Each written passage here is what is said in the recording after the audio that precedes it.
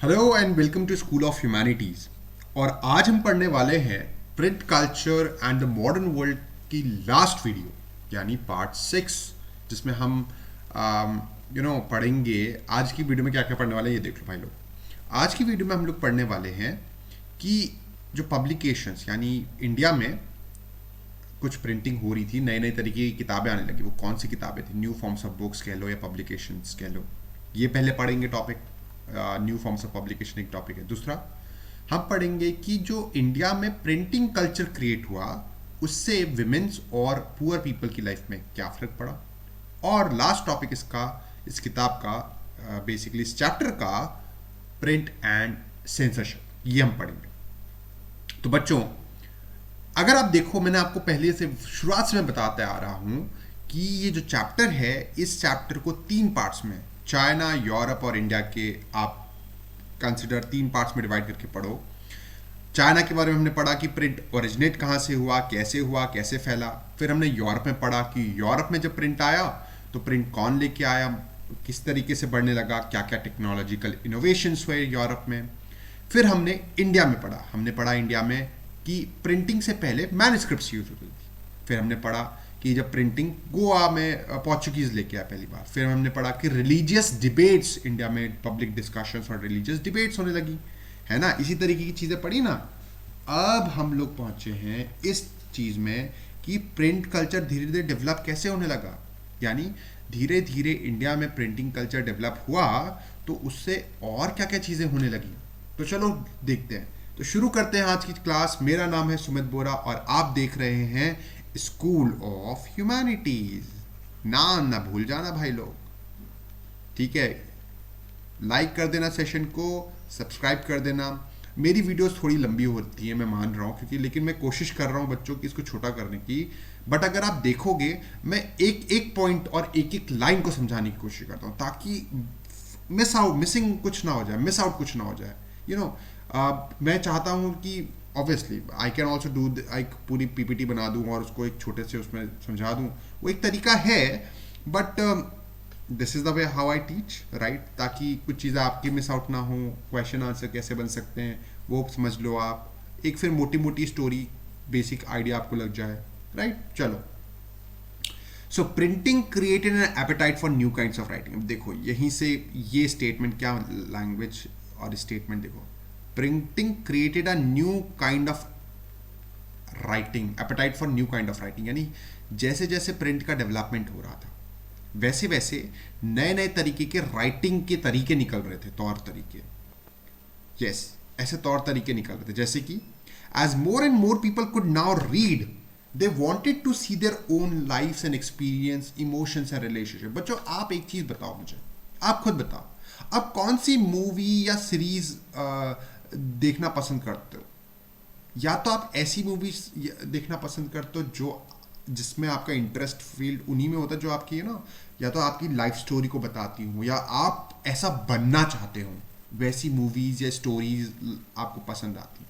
वैसे ही प्रिंटिंग में भी लोग ऐसी किताबें, ऐसी चीज़ें पढ़ना चाहते थे जो उनकी एक्सपीरियंसेस को, उनके इमोशंस को, उनकी रिलेशनशिप्स को दर्शाए, ताकि वो लोग कनेक्शन फील हो सके, एक कनेक्शन की भावना। हाँ यार, ये तो मेरी स्टोरी है।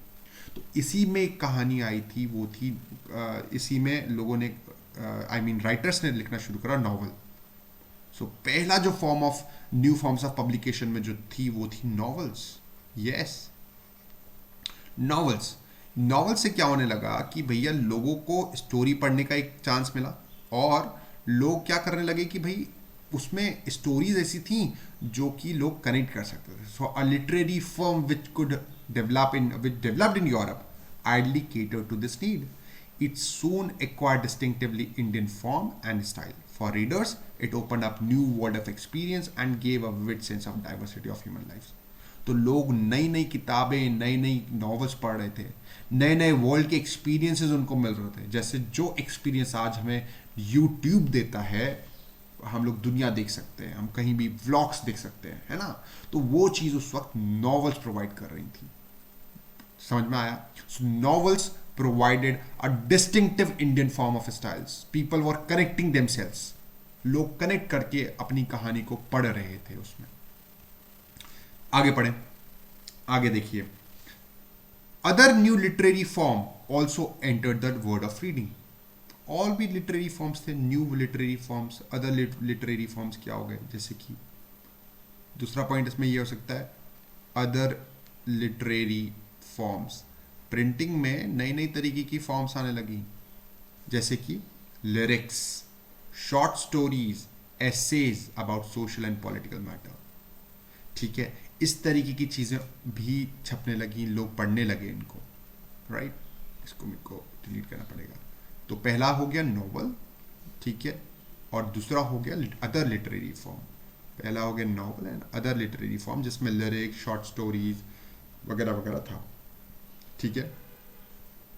फिर क्या हुआ, फिर कैसी नई पब्लिशिंग होने लगी।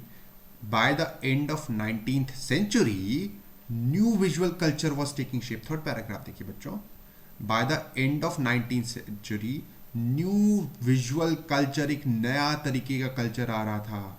ये अपने आप में एक क्वेश्चन है कि न्यू विजुअल कल्चर यानी अब प्रिंटिंग प्रेस सिर्फ और सिर्फ वर्ड्स को या टेक्स्ट को नहीं छापती थी, अब प्रिंटिंग प्रेसेस विजुअल इमेजेस को भी छापने लगी। With the setting up of an increasing number of printing press, visual images could be easily reproduced in multiple copies. पहले तो एक पेंटर को एक पेंटिंग हाथ से बनाने में कई साल लग जाते थे, कई बार महीनों तो लगते थे, कई बार साल लग जाते थे, और सेम तरीके की पेंटिंग एग्जैक्टली सेम कॉपीज मिल पाना वॉज वेरी डिफिकल्ट। लेकिन प्रिंटिंग प्रेस ने कमाल करके दिखाया, है ना। कैसे? पेंटर्स लाइक राजा रवि वर्मा, बहुत फेमस नाम है, produced images of mass circulation, ऐसी पिक्चर्स प्रोड्यूस करी जो लोगों में फेमस हो गई। तो इसी के अंदर देखो, आपका एक पॉइंट हो गया नॉवेल्स, दूसरा पॉइंट हो गया अदर लिटरेरी फॉर्म, जिसमें लाइक लिरिक्स, एसे, शॉर्ट स्टोरीज, है ना, और तीसरा हो गया visual culture, new visual culture. तो ये न्यू फॉर्म्स ऑफ पब्लिकेशन था। अब बच्चों देखो, न्यू विजुअल कल्चर के अंदर भी क्या है, राजा रवि वर्मा का पेंटिंग, ये देखो कीवर्ड्स में लिख रहा हूं, आंसर में जितने कीवर्ड्स होते हैं, राजा रवि वर्मा का painting, Raja Ravi Varma produced images for mass circulation. दूसरा, poor wood engraver who made wood block set up shop near letter press and were employed by print shop. तो दूसरा था वुड एनग्रेवर्स, जो कि ना वुड ब्लॉक्स, कई बार कुछ किताबें तो समझ लो प्रिंटिंग प्रेस से छप रही थी, कुछ वुड ब्लॉक प्रिंटिंग स्टाइल्स को भी कॉपी कर रही थी। तो तो वुड एनग्रेवर्स की दुकान भी प्रिंटिंग प्रेसेस के बगल में खुली रहती थी, ताकि वो लोग अपनी वुड एनग्रेविंग करके पिक्चर्स को छाप सके किताबों में, ठीक है, समझे ना। वुड एनग्रेवर समझते हो ना, वुड एनग्रेवर्स बोले तो वो लोग जो लोग, अरे भाई इसको नीचे करना,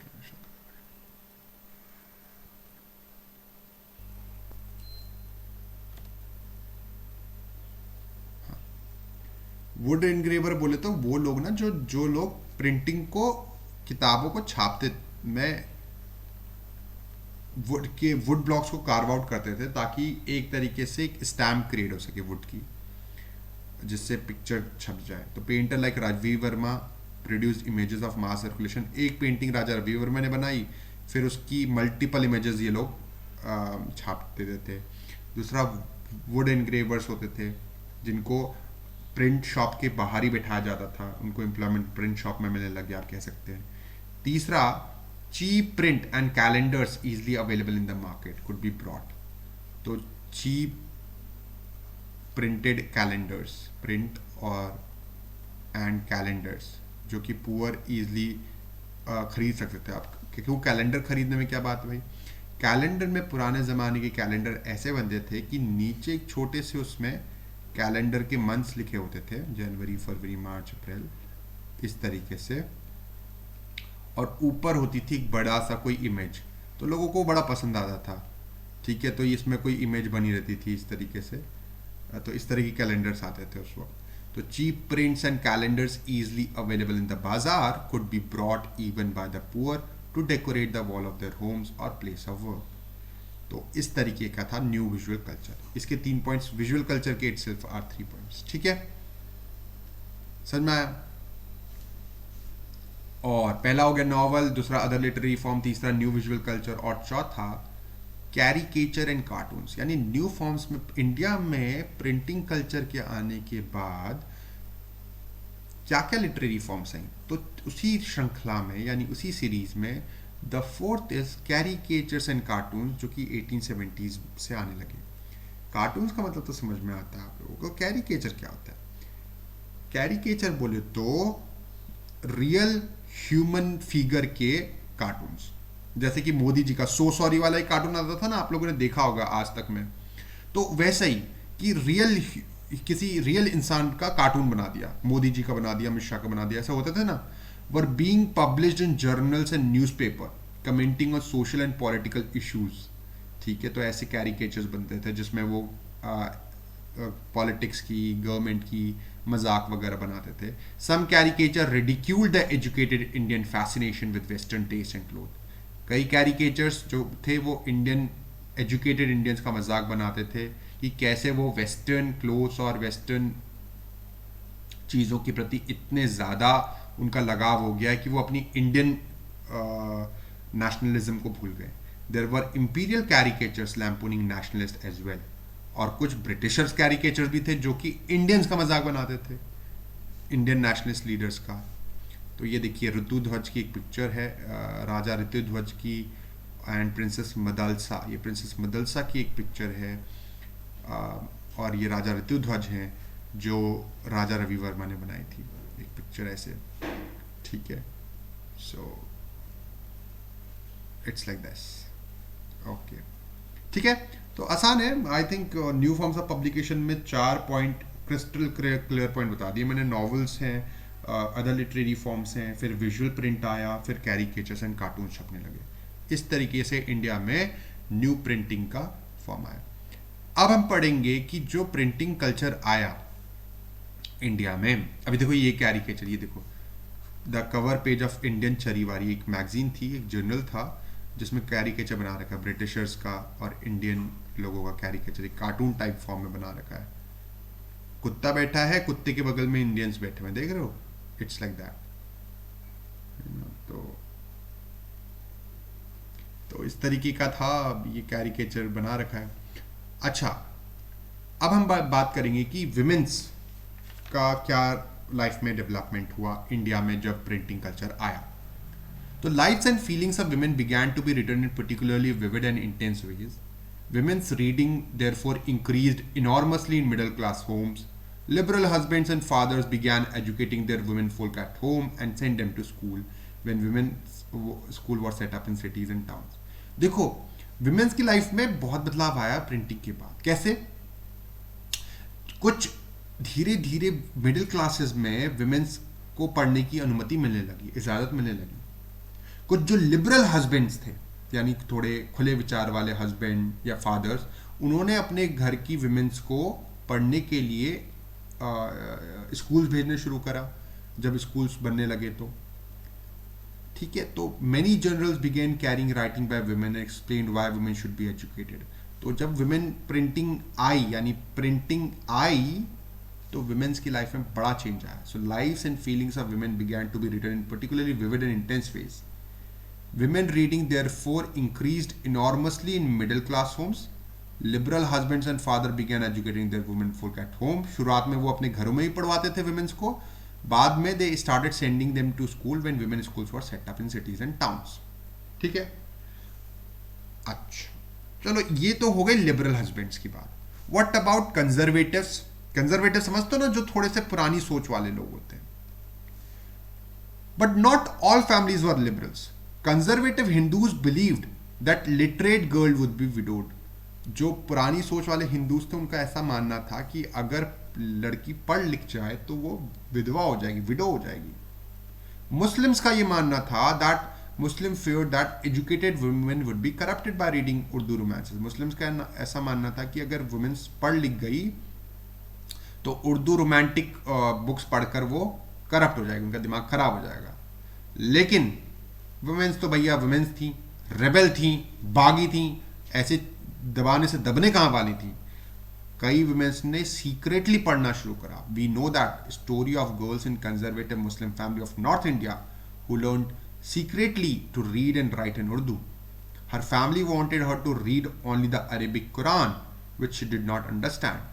So she insisted on learning to read a language that was her own. तो देखो अब इसमें क्वेश्चन क्या बन सकता है ना, विमेन की लाइफ में क्या इम्पैक्ट पड़ा है. तो इसमें आप रेबल वुमेन्स के मेनली एग्जाम्पल दे सकते हो. रेबल वुमेन जैसे कि जो बागी हो गई है ना, जिन्होंने सोसाइटी के खिलाफ जाके पढ़ना की धुन ठानी. जैसे कि एक story of a girl in conservative Muslim family of North India who secretly learned to read and write in Urdu. तो उसने सीक्रेटली उर्दू पढ़ी. पुराने ज़माने में वुमेन्स को उर्दू सीखना अलाउड नहीं था, सिर्फ अरेबिक सीखना अलाउड था. अरेबिक इसलिए ताकि वो कुरान पढ़ सकें, जस्ट दैट, लेकिन उर्दू सीखना अलाउड नहीं था. तो ये एक पहला पॉइंट बन जाएगा. मुस्लिम फैमिली में एक लड़की जिसने उर्दू सीखी पहली बार सीक्रेटली. दूसरा, Raj Sundari Devi, a young married girl in very orthodox household, learn to read in secrecy of her kitchen. एक दूसरी लेडी थी राज सुंदरी देवी, 8th क्लास में भी इनका नाम सुना होगा आपने, जिन्होंने अपने चुपचाप सीक्रेटली किचन में पढ़ती थी, जबकि उनका हाउस कट्टर था, मतलब बिल्कुल पढ़ने के लिए तो खिलाफ था. पढ़ के इन्होंने किताब लिखी अमार जीवन, विच वॉज पब्लिश्ड इन 1876. ठीक है. उसके बाद और भी बहुत सारी वुमेन्स हैं. लाइक देखो, since social reforms and novels had already created a great interest in women's life and emotion, there were interest in what women could have. तो धीरे धीरे कई सारी वुमेन्स निकल के आई जिन्होंने किताबें लिखना शुरू करा. जैसे कि Bengali womens like Kailash Bashini Devi wrote book highlighting the experience of women, कि भाई कैसे वुमेन्स के एक्सपीरियंस को बताया उन्होंने, कि कैसे वुमेन्स को अपने ही घर में उनको इम्प्रेजेंट करके, यानी जेल की तरह रखा जाता है, उनको पढ़ने नहीं दिया जाता है. They are kept in ignorance and force to do hard domestic labour. ठीक है.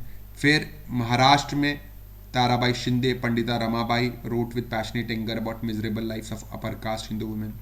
इन दोनों ने अपर कास्ट हिंदू वुमेन और विडोज के बारे में लिखना शुरू करा. फिर एक वुमेन थी तमिल में, a women in Tamil novel expressed what reading meant to women who were greatly confined by social regulation. तो धीरे धीरे ये रेबल वुमेन्स ने एक्चुअली अपनी आवाज़ उठाना शुरू करा. ठीक है. कैसे? जब प्रिंटिंग कल्चर आया तो पढ़ना चाहते थे, उनकी लाइफ में बदलाव आया. राज सुंदरी देवी ने अमार जीवन लिखा. मुस्लिम महिला ने अरेबी कुरान के अलावा उर्दू सीखी. कैलाश बाशिनी देवी ने वुमेन्स के एक्सपीरियंस के बारे में लिखा कि कैसे उनको घर में ही बंद करके रखा जाता है. महाराष्ट्र की ताराबाई शिंदे, पंडिता रमाबाई ने अपर कास्ट हिंदू वुमेन और विडोज के बारे में लिखा. ठीक है. तो ये है इस तरह की चीज़ें. और कई सारी ऐसी वुमेन्स थी जो इनडायरेक्टली कर रही थी, जैसे बेगम रुकैया शखावत हुसैन का नाम तो 8th क्लास में भी सुना होगा. इन्होंने बंगाल में वुमेन्स के लिए स्कूल सेटअप किया था. Right. Noted educationist and literary figure strongly condemn men for withholding education from women in the name of religion. इन्होंने तो बोला कि मेन के खिलाफ इन्होंने बहुत आवाज़ उठाई कि भाई आप रिलीजन के नाम पर वुमेन को क्यों रोकते हो और टोकते हो, क्यों उनको पढ़ने नहीं देते, क्यों उनको आगे नहीं बढ़ने देते. तो ठीक है, ये चीज़ें हैं. आगे बढ़ते हैं. While Urdu, Tamil, Bengali and Marathi print culture had developed early, Hindi printing began seriously from 1870. ये स्टेटमेंट बेस्ड क्वेश्चन के लिए बड़ा इंपॉर्टेंट है. हिंदी थोड़ा लेटर 19th सेंचुरी में शुरू हुई, लेट 19th सेंचुरी में हिंदी प्रिंटिंग. ये सबसे पहले उर्दू, तमिल, बंगाली, मराठी में ही छपती थी. तो आप देखोगे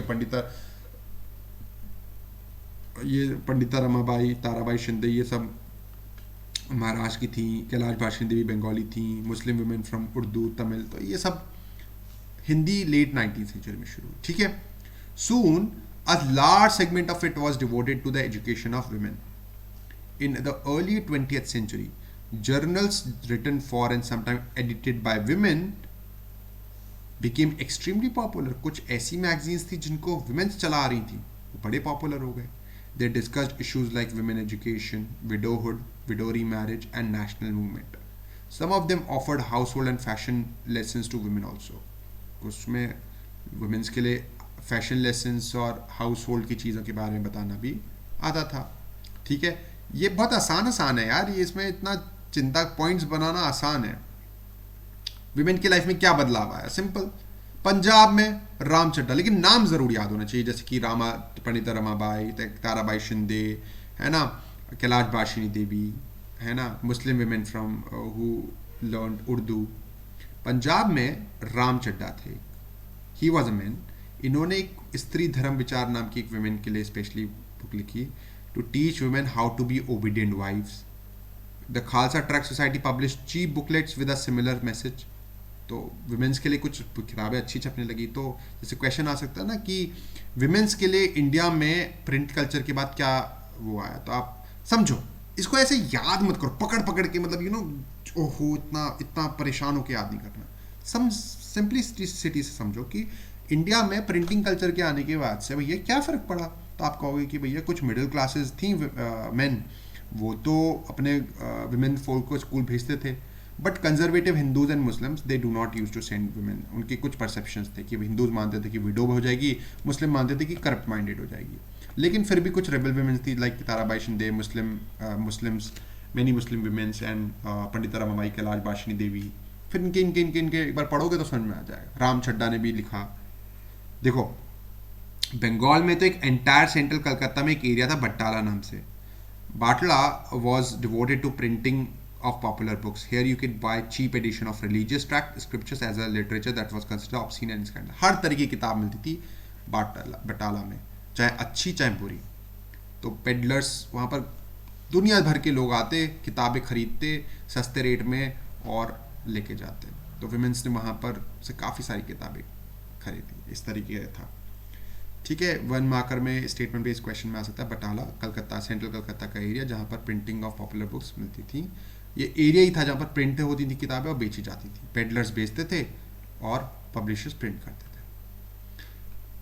ये पिक्चर बड़ी इंपॉर्टेंट है, एग्जाम्स में आ चुकी है, घोर कली का, जिसमें एक ऐसा दिन आएगा जब पति पर राज चलाएगी बीवी, एजुकेटेड वुमेन, और पति गुलाम बन जाएगा। ठीक है, द घोर कली, द एंड ऑफ वर्ल्ड। तो ये प्रिंटिंग कल्चर को आर्टिस्ट ने दिखाने की कोशिश करी है कि प्रिंटिंग कल्चर के आने की वजह से क्या हो गया।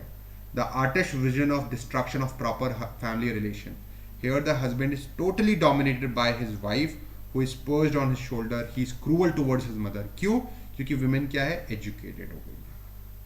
और दूसरी पिक्चर में ये देखो क्या हो रहा है, टोटल अपसाइड डाउन हो गया फैमिली रिलेशंस, कि पति जिसको हुक्का पीना चाहिए था वो गिटार बजा रहा है और पत्नी हुक्का पी के आनंद ले रही है। This is also artist vision कि भाई कि एजुकेटेड वुमेन हो जाएगी तो वो पति पर राज चलाएगी। The move toward womens education in the late 19th century created anxiety about break down of traditional family rules. तो ये है, ये सब एजुकेटेड वुमेन को लेकर लोगों के वो थे, विजन थे। ठीक है, तो देखो ये बता रही कि ट्रेडिशनल फैमिली रोल्स क्या होते थे, कि the picture suggest traditional family role. Sahib holds liquor bottle, आदमी दारू पीता है तो ठीक है, विमेन को बेचारी को वायलिन बजाना पड़ेगा। ट्रेडिशनल फैमिली रोल्स ऐसे होने चाहिए। This is ideal family. That's not what you saw above, was not ideal society according to the olden people. मैं फास्ट बोल रहा हूँ क्योंकि ये देखो समझने वाली बात है, इतना टफ है नहीं जितना तुमने सोच लिया इस चैप्टर को। ओके, अब पढ़ते हैं भाई कि विमेन के बाद पुअर पीपल की लाइफ में प्रिंट कल्चर का क्या इम्पैक्ट पड़ा। पुअर पीपल की लाइफ में क्या इम्पैक्ट पड़ा। तो देखो सिंपल सी बात है, पढ़ के तुम भी थक गए हो, मैं भी पढ़ा के थक गया हूँ इस चीज़ में बोल के, कि भैया चीप किताबें आई।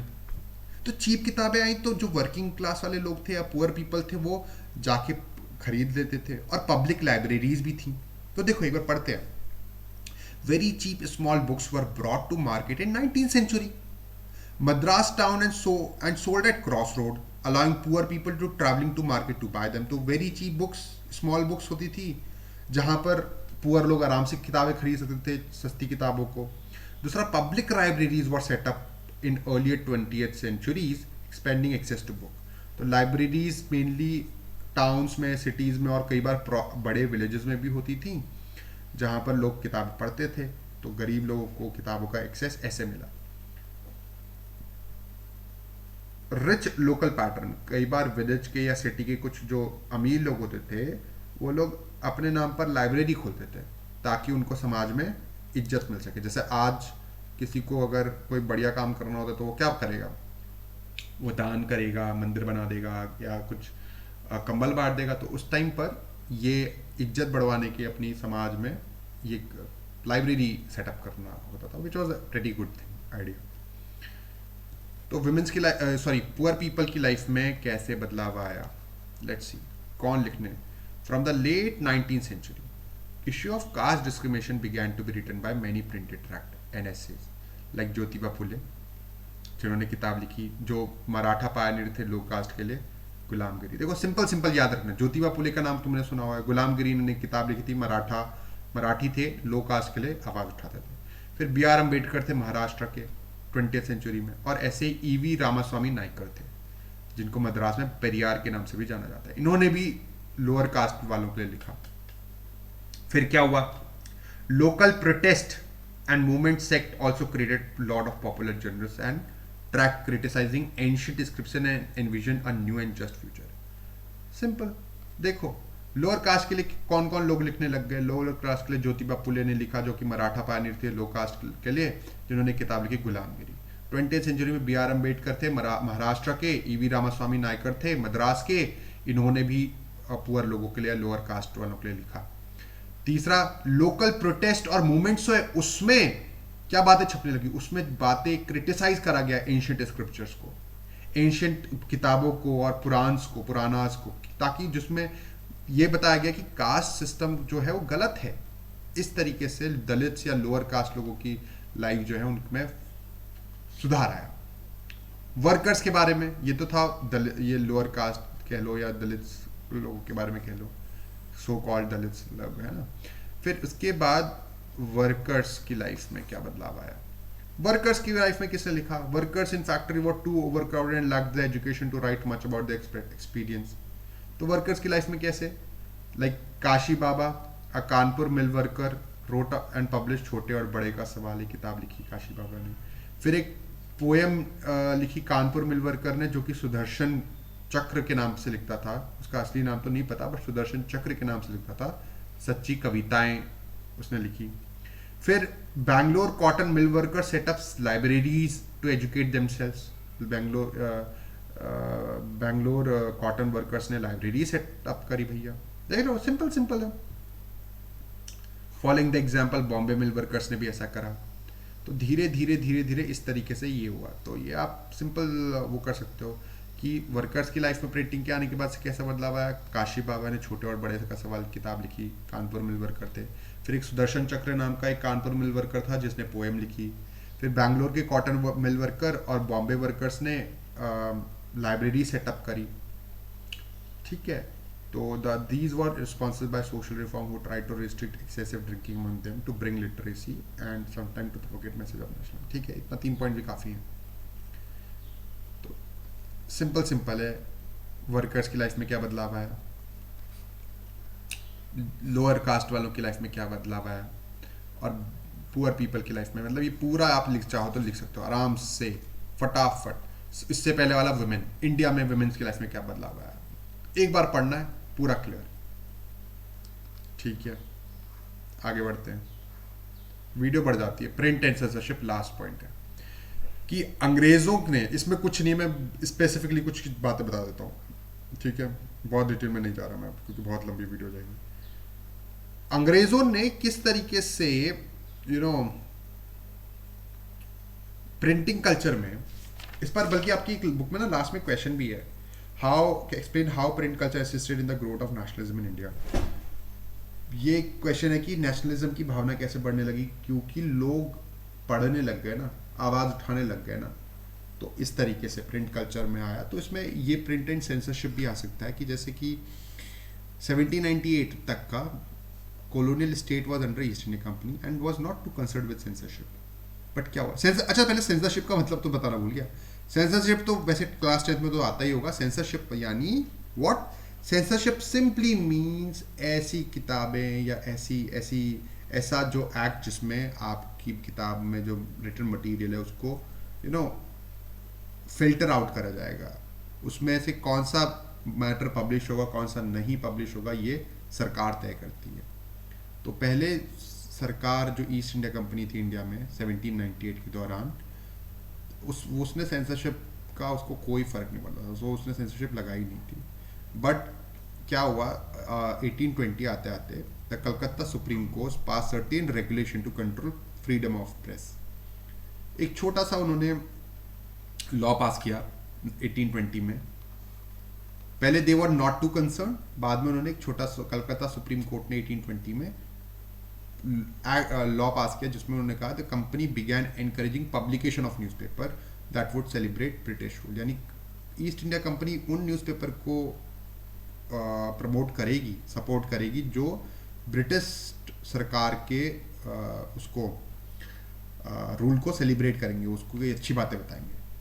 फिर क्या हुआ 1835 में इतना ज़्यादा वो हो गया कि वर्नाकुलर न्यूज़पेपर और इंग्लिश न्यूज़पेपर वालों ने, तो उन्होंने क्या करा कि जो लोकल न्यूज़पेपर वाले थे और उन्होंने आवाज़ उठाई कि भैया ऐसा मत करो, हम लोग तो अगर सरकार को क्रिटिसाइज नहीं करेंगे तो सरकार सुधरेगी कैसे।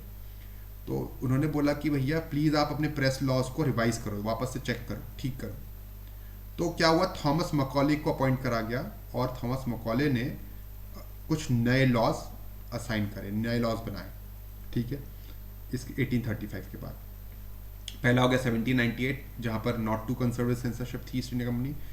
1820 में कलकत्ता सुप्रीम कोर्ट ने प्रेस फ्रीडम को कंट्रोल किया। Company began encouraging publication of newspaper that would celebrate British rule. जो ब्रिटिश रूल को सेलिब्रेट करेगा उसी न्यूज़पेपर को सपोर्ट करेंगे।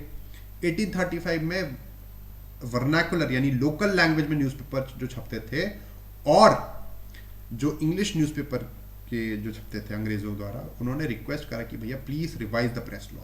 तो थॉमस मकॉले को सेटअप करा गया and he formulated new laws. फिर क्या हुआ, फिर हुआ ये कि 1857 का रिवोल्ट हो गया। 1857 का रिवोल्ट हुआ जिसमें क्या हुआ कि वो झांसी की रानी वाला रिवोल्ट, जिसमें फ्रीडम ऑफ प्रेस को वापस से चेंज कर दिया गया। Enraged Englishman demanded to clamp down on native press. अंग्रेजी लोग इतने गुस्सा हो गए, लोकल न्यूज़पेपर, नेटिव बोले तो लोकल जो हिंदी विंदी में छापते थे लोकल न्यूज़पेपर्स, इतने गुस्सा हो गए कि उन्होंने बोला कि ये लोकल न्यूज़पेपर वालों को बंद करो।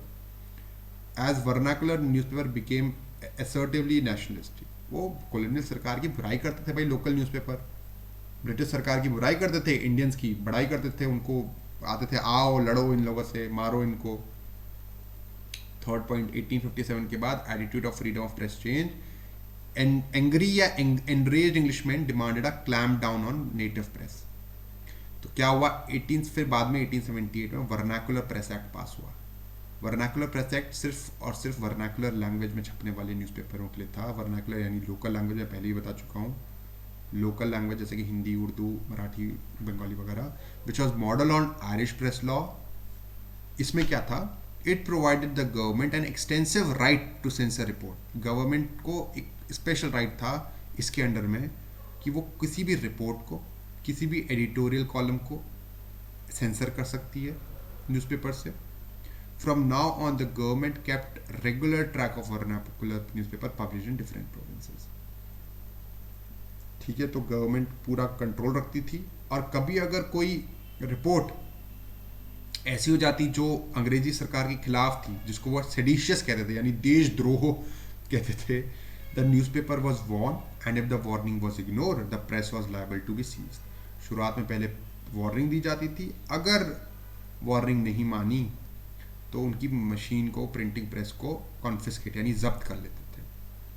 तो 1878 में वर्नाकुलर प्रेस एक्ट था जिसमें एक्सटेंसिव राइट मिल गए थे अंग्रेजी सरकार को वर्नाकुलर न्यूज़पेपर को कंट्रोल करने के लिए।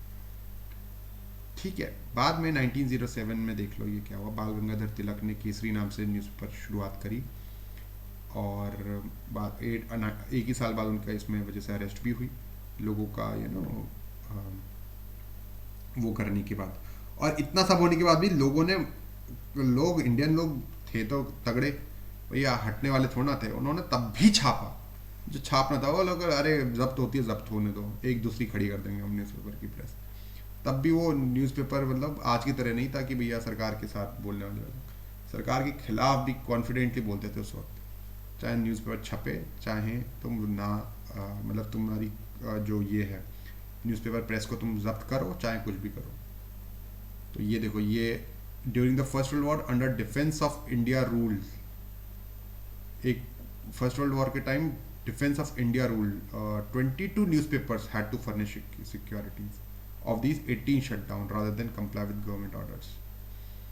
The Sedition Committee report under Rule Act 1919 further strengthened control that। तो defence India of India rules बना दिए से अंग्रेज सरकार ने, जिसमें 22 न्यूज़पेपर को कुछ पैसे देने थे, सिक्योरिटीज़ का मतलब होता है कुछ अमाउंट रखना था, और उसमें 18 को बंद कर दिया गया ब्रिटिश सरकार के द्वारा। बाद में 90 न्यूज़पेपर्स को सप्रेस कर दिया गया क्विट इंडिया मूवमेंट में। तो ये केस स्टडी आ सकती है, और इससे रिलेटेड ये आ सकता है कि क्या क्या लॉ सरकार ने पास करे। तो आप सिंपल 1820 में कलकत्ता सुप्रीम कोर्ट ने पास करा, 1835 में थॉमस मैकॉले ने लॉज फॉर्मुलेट करे, 1857 में ये नेटिव प्रेस को बंद करने की डिमांड उठी, 1878 में वर्नाकुलर प्रेस एक्ट आया। सिंपल, ये 4 आप लिख सकते हो, ठीक है। Okay guys, that's all for today, rest will do tomorrow, I mean in our next class. और I hope you like this session. Please like, share and subscribe to my video. Please comment if you have any doubt, and for any kind of query like notes चाहिए, questions paper चाहिए, कुछ भी चाहिए free में तो मांग लो भाई लोग, ठीक है, कोई दिक्कत की बात नहीं है। चलो बाय, थैंक यू।